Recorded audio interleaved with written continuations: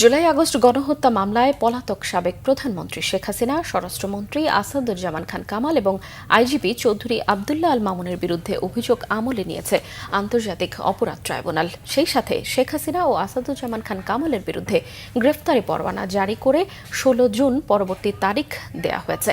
Chief prosecutor Tajul Islam বলেছেন, এই বিচার কেবল অতীতের প্রতিশোধ নয়, ভবিষ্যতের প্রতিজ্ঞা। আহমেদ সরওয়ারের রিপোর্ট। তারিখ এবং সময় 14 জুলাই 2024 খ্রিস্টাব্দ থেকে 5 আগস্ট 2024।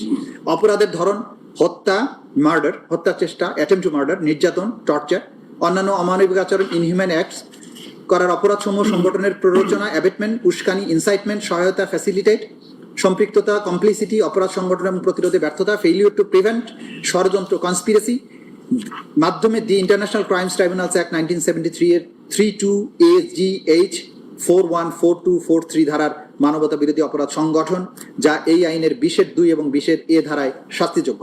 আসামিদের নাম শেখ হাসিনা, আসাদুজ্জামান খান কামাল, চৌধুরী আবদুল্লাহ আল মামুন। 2024 সালের জুলাই বিপ্লব চলাকালীন সময়ে সংগঠিত অপরাধ এবং অত্র আবেদন পত্রের সাথে সংযুক্ত দালিলিক প্রমাণপত্রের তথ্যপাত্য সমূহ সংশ্লিষ্ট অন্যান্য প্রাসঙ্গিক তথ্য প্রমাণাদি এই আইনের 19(3) ধারার অধীনে কমন নলেজ এবং জুডিশিয়াল নোটিশ হিসেবে গ্রহণেরও প্রার্থনা করছি।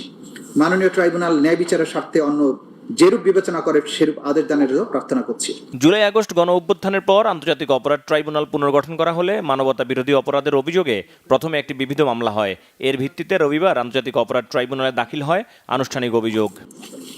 বিচারপতি গোলাম মর্তুজা মজুমদারের নেতৃত্বে 3 সদস্যের ট্রাইব্যুনাল তৎকালীন প্রধানমন্ত্রী শেখ হাসিনা, সাবেক স্বরাষ্ট্রমন্ত্রী আসাদুজ্জামান খান কামাল এবং সাবেক আইজিপি চৌধুরী আবদুল্লাহ আল মামুনের বিরুদ্ধে অভিযোগ আমলে নেন। 5টা অভিযোগে এই 3 জন আসামির বিরুদ্ধে অভিযোগ আমলে গ্রহণ করা হয়েছে। তাদের বিরুদ্ধে নতুন করে গ্রেপ্তারি পরোয়ানা জারি করা হয়েছে। আগামী 16 জুন অর্থাৎ ঈদের ছুটির পরে 16 জুন আসামিদের উপস্থিতি এবং আসামিদেরকে গ্রেপ্তার করে হাজির করার জন্য নির্দেশ দেওয়া হয়েছে। ওই দিন যদি আসামিরা উপস্থিত হন তাহলে সেদিন থেকে আনুষ্ঠানিক বিচারের প্রক্রিয়া শুরু হবে। যদি আসামি কেউ অনুপস্থিত থাকেন, আইন অনুযায়ী তাদেরকে অনুপস্থিত ঘোষণা করার একটা ব্যাপার থাকবে, সেটাও সেদিন আদালত যথাযথ আইন প্রক্রিয়া অনুযায়ী সেদিন ঘোষণা করবে। আমি শুধু একটি কথা বলতে চাই যে এই বিচার কোনো প্রতিশোধের জন্য নয়, এটা হচ্ছে ভবিষ্যতের জন্য একটা প্রতিজ্ঞা এবং আগামী প্রজন্মকে নিরাপদ একটি বাংলাদেশ উপহার দেয়া। ট্রাইব্যুনালে অভিযোগ উত্থাপনের সূচনা বক্তব্যে চিফ প্রসিকিউটর বলেন, বিচার শুরু হয়েছে জাতির ইতিহাসের এক বেদনাদায়ক অপরাধের বিহিত নিশ্চিত করতে। বিচার শুরুর এই ঐতিহাসিক মুহূর্তে আমি শ্রদ্ধা ভরে স্মরণ করছি জুলাই বিপ্লবের সেই সব ভিকটিমদের, যারা আর কোনোদিন তাদের পরিবারের কাছে ফিরে আসবে না। স্মরণ করছি তাদেরকেও, যারা এই আন্দোলনের চোখ, হাত, পা কিংবা শরীরের অন্য কোনো অঙ্গ হারিয়েছেন। স্মরণ করছি সেই সব অকুতভয় মানুষদের, যাদের অপরিসীম ত্যাগের কারণে এই রাষ্ট্র অন্ধকার সময় পেরিয়ে আলোকোজ্জ্বল ভবিষ্যতের স্বপ্ন দেখছে। এই আদালত এমন একটি সময়ের সাক্ষ্য বহন করছে যা ইতিহাসের এক অনন্য দলিল হয়ে থাকবে। আমরা চাই এই বিচার হোক নিরপেক্ষ, প্রমাণ নির্ভর এবং ন্যায় ভিত্তিক। আমরা চাই এই বিচার শুধু বাংলাদেশের সামাজিক জীবনে সৃষ্ট গভীর ক্ষত মুছে না দিক, বরং এটি হোক এক আত্মাভিমানী জাতির ঐতিহাসিক পুনর্জাগরণ।